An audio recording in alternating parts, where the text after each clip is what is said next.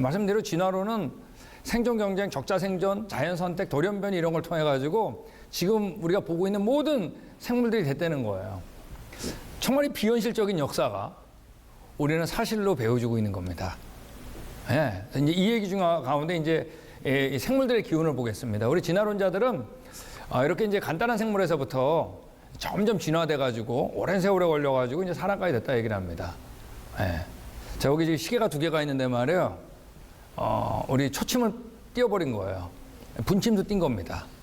10만 남겨놓은 거예요.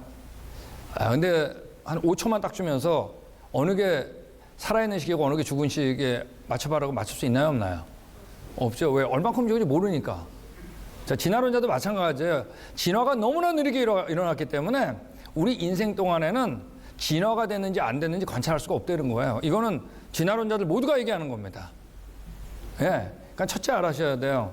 진화는 관찰된 게 아니에요. 진화되는 과정을 관찰하는 사람 아무도 없어요. 예, 그러므로 당연히 진화론자들은 지금은 살지 않지만 예전에 살았던 화석에 관심을 가졌어요. 예, 제가 원래 전공이 지질학 아니에요? 화석은 지질학의 연구의 대상입니다. 여기 나온 것처럼 화석의 정의는 이거예요. 돌 속에 보존된 과거 생물들의 시체나 흔적을 말하는 겁니다. 돌 속에 있죠, 당연히. 그죠? 두 번째, 과거 살았을까요, 안 살았을까요? 아니, 안 살았는데 어떻게 시체가 있겠어요? 분명히 과거 살았어요. 그 시체나 흔적이죠. 자, 이건 늘 것도 없고 뺄 것도 없는 완벽한 정의입니다.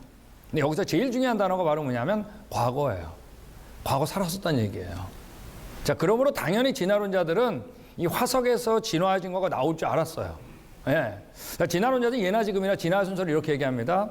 조개와 같은 해양 무축동물이 갑자기 껍데기를 벗어버리고 헤엄치는 연습을 하다 보니까 물고기로 진화했다는 거예요. 근데 물고기가 웬일인지 육지를 쳐다본 거죠. 육지에 올라와가지고 걷는 연습을 자꾸 하다 보니까 앞다리가 쑥 뒷다리가 쑥 그래가지고 개구리 같은 양서류가 된 거예요. 근데 양서류가 여러분 개구리 알 아시죠? 말랑말랑하죠? 육지에서 자꾸 터지는 거예요. 그래서 알 낳는 걸 자꾸 연습하다 보니까 딱딱한 알을 낳게 된 도마뱀 같은 파충류가 된 거예요. 예. 근데 파충류가 가면 어디를 쳐다본 거예요? 예, 나는 연습을 자꾸 하다 보니까 앞발이 날개로 피부가 깃털이 변해가지고 새로 진화되는 거예요.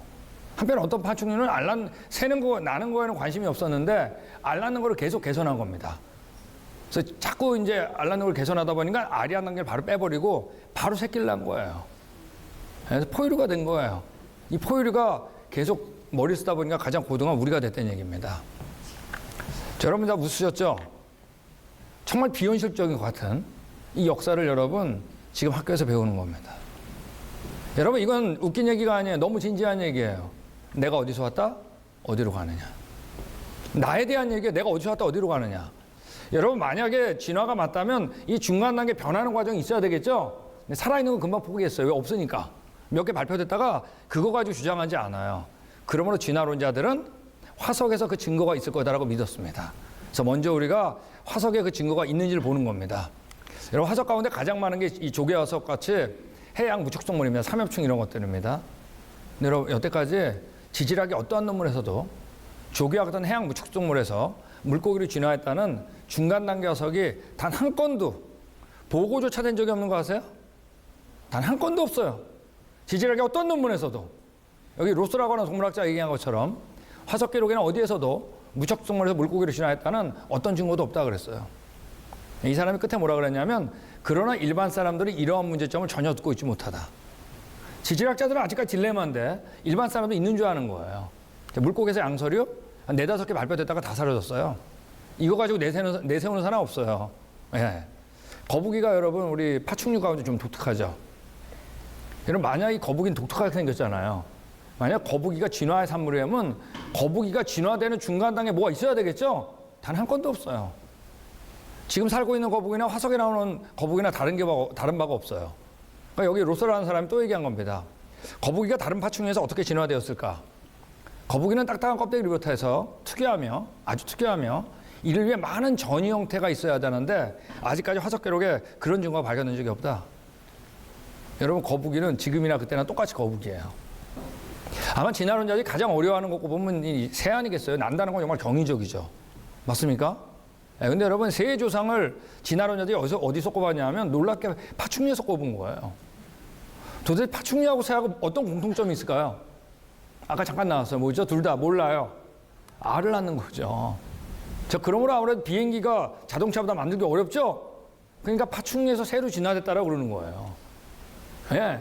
근데 오늘날 파충류들, 도마뱀들 보면 다 네 발로 걸어요. 그죠? 자, 네 발로 걷다가 날려 그러면 반드시 어떤 과정이 필요하냐면 손이 자유로워야 돼. 두 발로 걸었던 과정은 반드시 써야 되겠죠. 근데 오늘날 파충류는 두 발로 걷는 파충류가 없어요. 그러므로 이제 화석에서 두 발 가진 파충류 찾으려고 노력했겠죠. 그러다가 발견된 게 바로 뭐냐면 여기 나와 있는 공룡입니다. 그래서 이때부터 이제 진화론자들은 공룡에서 새로 진화됐다라는 말을 하기 시작한 거예요. 예. 여러분, 믿음이 생긴 거예요. 믿음이 먼저예요. 자, 그러니까 증거를 찾아야겠죠. 그러다가 발표된 게 바로 그 유명한 뭐죠? 시조새입니다. 여러분, 이 시조새가 공룡에서 새로 진화됐다라고 그러는데 크기가 얼마나 할 것 같으세요? 한 30m 될 것 같으세요? 한 10m? 한 1m 될 것 같으세요? 여러분, 시조새는 딱 30cm인 것 같아요. 이 크기도 잘 모르는 사람들은. 여러분, 오늘날 까마귀나 비둘기가 죽어도 이 비슷한 모습 되는 거 아세요? 더군다나 여기에 대해서는 일반 우리 과학자들 결론 내렸어요. 이 알렌 페두시라는 사람은 진화론자입니다. 자, 이 사람이 사이언스지 최고의 논문지에서 최고의 조류학자죠. 뭐라 그랬냐면 고생물학자는 시조새를 날개 가진 공룡으로 해석해 왔다 그랬습니다. 그렇지 않다 그랬어요. 이 하나의 셈이 뭐라고요? 너무 작은 거예요. 잔가지 앉을 수의 새이다. 어떠한 말로도 바꿀 수 없다. 그냥 새라 그랬어요. 여러분, 시조새 하나만 가지고 학회가 열렸어요. 그때 여러분, 그때 나온 결론 중에 하나가 이거예요. 시조새는 파충류도 아니고 반조류도 아니고 반파충류도 아니 뭐라고요? 한 마리 조류. 근데 아직까지 교과서에 다 시조새 나와 있어요. 그러니까 얼마 전에 ABC 뉴스에서 또 나왔잖아요. 2013년에. 새 또는 공룡, 새냐 공룡이냐. 최근 연구는 시조새를 작은 새로 번복했다. 자, 제가 이제 잠깐 교과서 얘기를 좀 하겠습니다. 우리 학생들도 와 있고 다 교과서 배웠으니까. 자, 이 얘기는 이제 저랑 헤어질 때까지 할 거예요. 너무나 중요한 얘기예요. 여기 보면은 고생대, 중생대, 신생대 이런 얘기 들어보셨죠? 맞습니까? 저는 뭐 지질학을 했기 때문에 이거 달달달 외우죠. 그 옆에 보면 더 잘게 나눴죠. 캠브리아기, 오도비에스의 살루이학이 쭉 나눠 있잖아요. 그죠? 그 옆에 보면 그 시대 대표적인 뭐가 있냐? 화석이 있는 거예요. 그걸 그 옆에 그대로 옮겨오는 게 이 그림이에요. 이걸 우리가 뭐라 하냐면 지질계통표 또는 지질세표라 그래요. 자, 이건 모두 뭐로 한 거냐? 화석으로 한 거예요. 아셨어요? 자, 화석이 여기 나와 있는 것처럼 진화의 순서로 고스란히 순서적으로 발견되는 곳은 그런데 지구상에 딱 한 군데밖에 없어요. 어디밖에 없을까요? 교과서밖에 없다는, 체계밖에 없다는 얘기예요. 여러분이 살았던데 어디에 땅을 파더라도 사람 화석부터 진화 역순으로 이렇게 고스란히 발견되는 곳은 없다는 얘기예요. 자, 중간 단계 있다 없다? 없어요.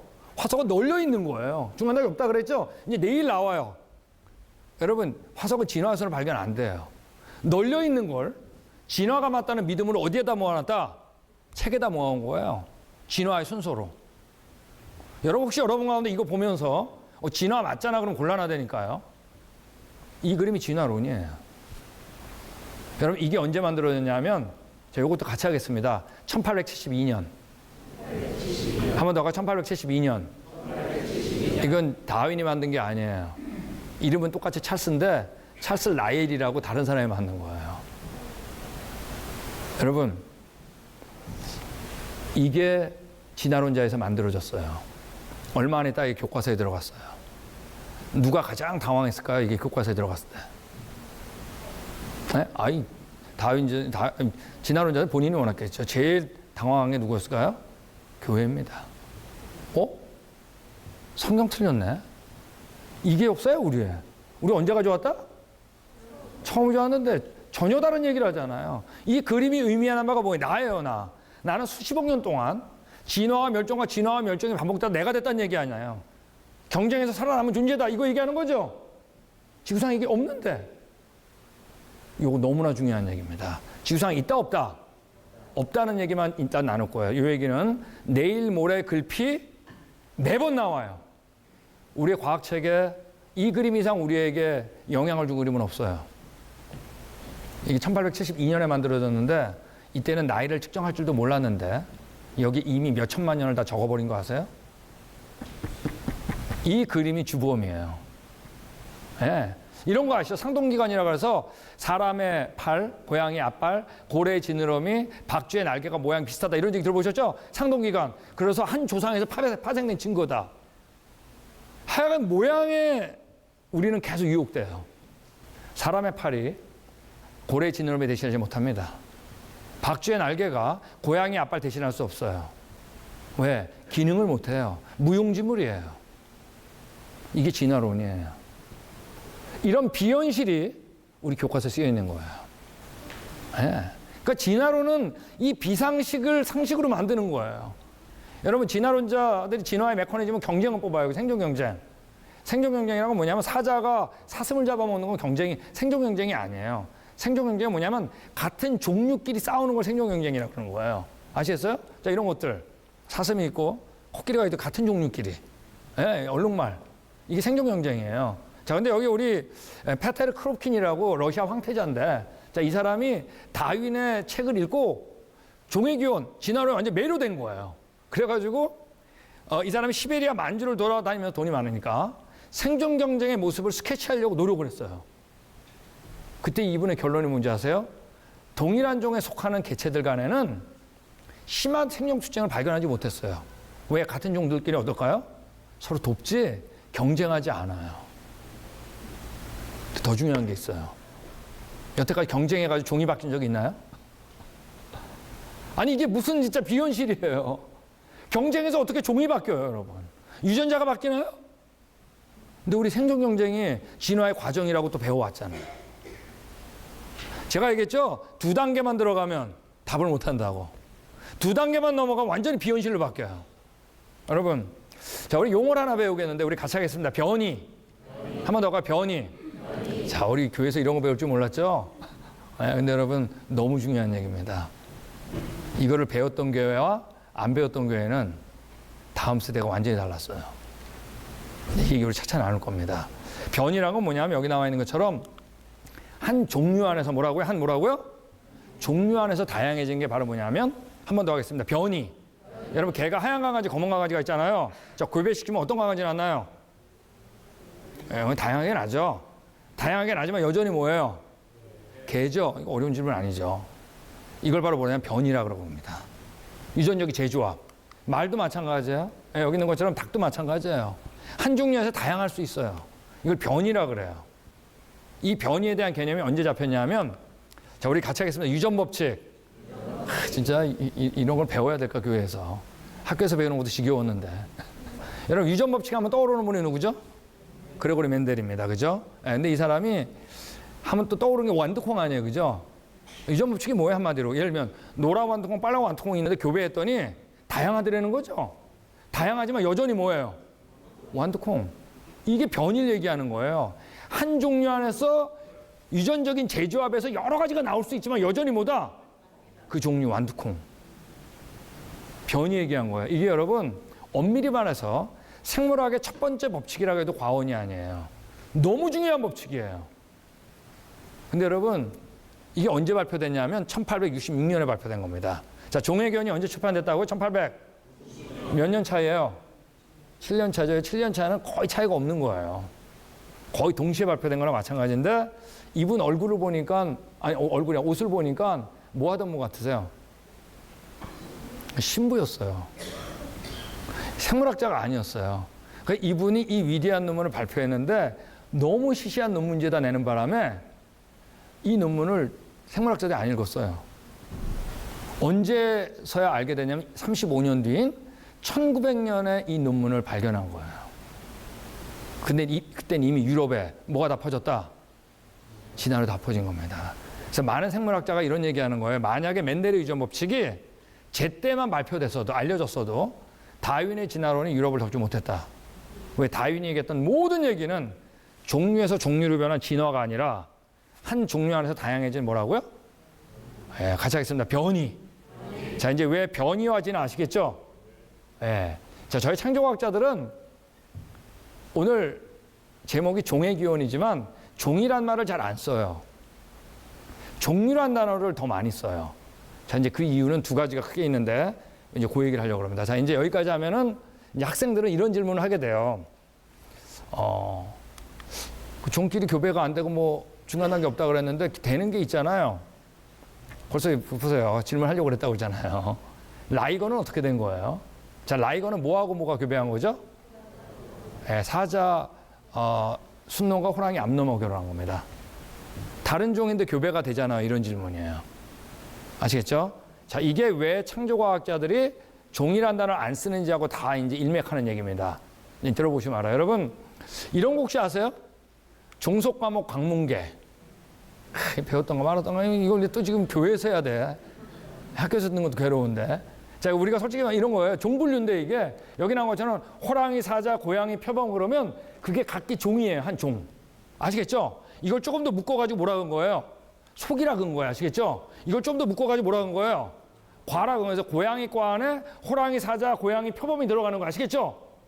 자, 이거를 여러분이 분류할 때 이게 언제 분류하기 다 끝나냐면 1900년이 들어서기 전에 이 분류 끝내버렸어요. 거의. 아시겠어요? 자, 이 1900년도 이전에는 아직 뭐를 알기 전이라고요? 유전 법칙이 아직 알려지기 전이잖아요. 자, 그럼 여러분이 생물학자라면 이때 종 분류할 때 근거가 뭐였을까요? 네? 유전 법칙 알기 전이야. 뭐로 분류했을까요? 그렇죠. 생김새지 뭐. 그러므로 여기 있는 것처럼 호랑이, 사자, 고양이가 다르게 생겼으니까 다른 종으로 놓고. 아시겠죠? 뭔가 좀 비슷하죠? 속으로 묶고. 좀 더 비슷하죠? 과까지 묶은 거예요. 자, 뭐로 분류했다고요? 생김새, 형태를 분류한 거예요. 자, 그런데 1900년이 됐을 때 뭐를 알게 됐다고요? 유전 법칙을 알게 됐잖아요. 1920년도가 됐을 때 유전 법칙 거의 다 알게 됐어요. 생물학자들이. 그래서 뭐라 그랬냐면 이제 우리 형태적 분류하지 말고 그래도 과학이잖아요. 교배해가지고 어떻게 새끼를 낳을 수 있으면 그걸 뭐라고 하자? 종이라고 하자. 그 집단을. 즉 형태적 분류에서 뭐로? 유전적 분류로 바꾸자고 제안했어요. 그리고 정의도 바꿔버렸어요. 종의 정의를.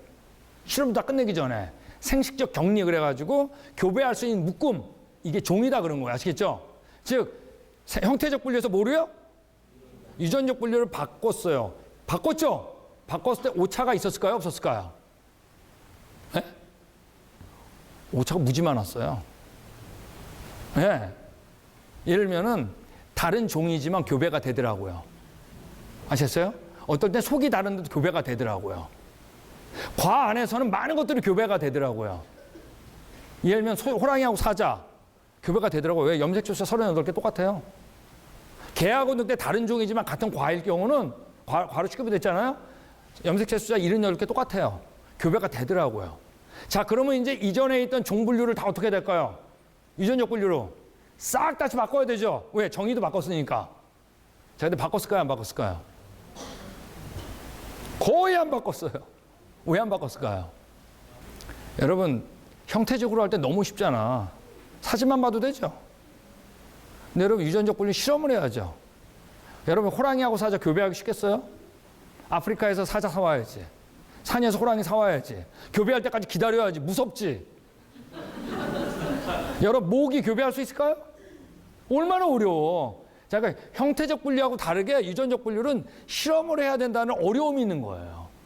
자, 그러므로 정의는 다 바꿔놨는데 기존에 있는 뭐예요? 형태적 분류를 하나도 안 바꿨어요.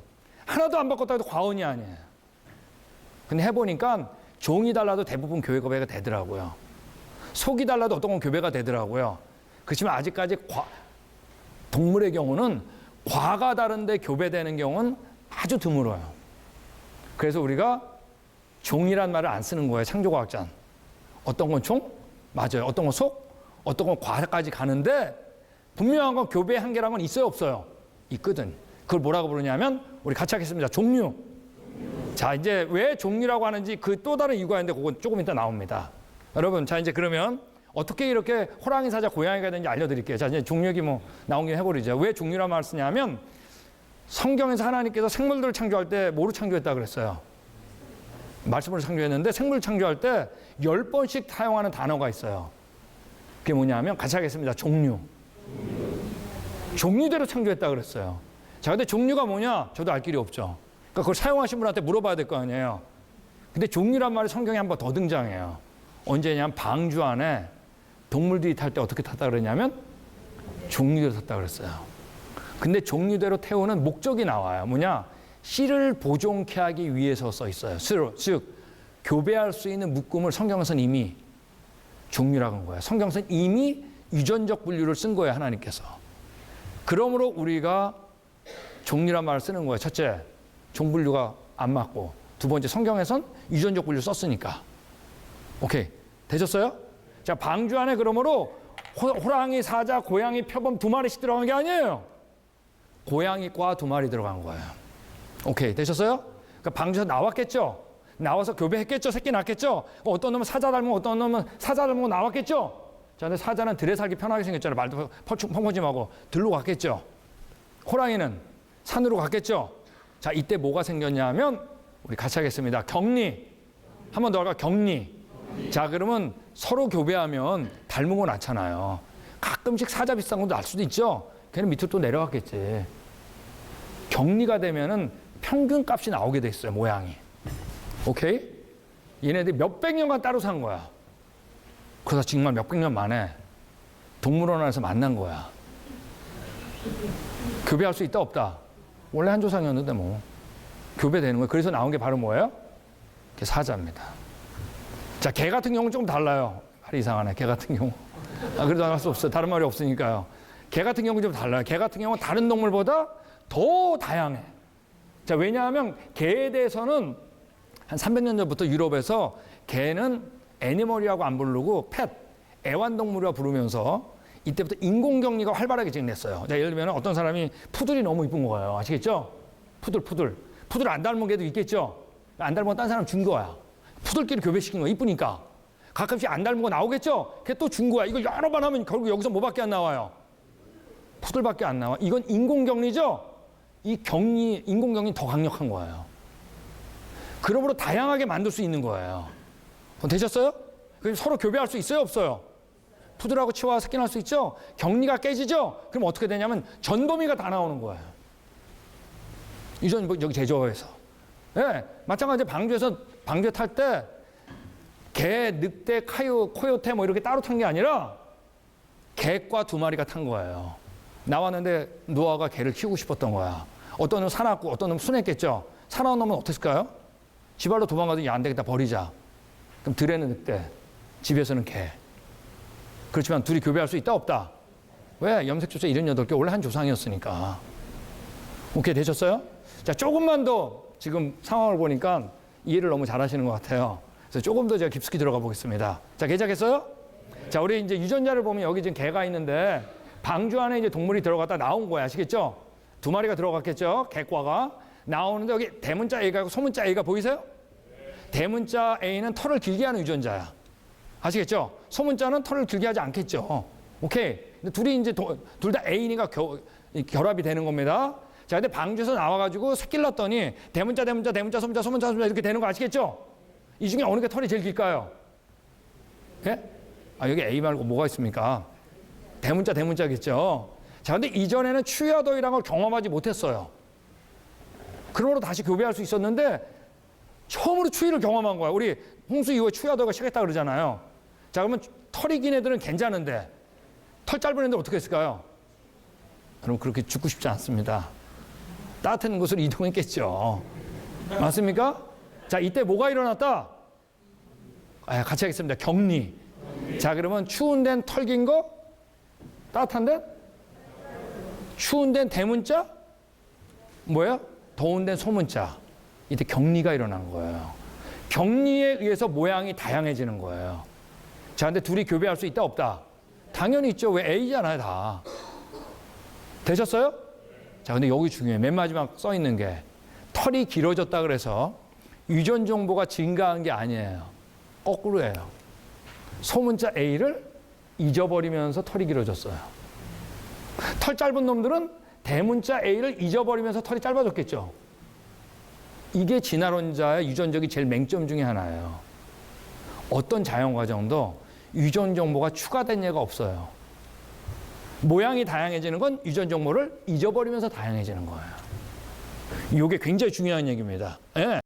그래서 우리가 개를 이렇게 다양하게 만들 수 있는 거예요.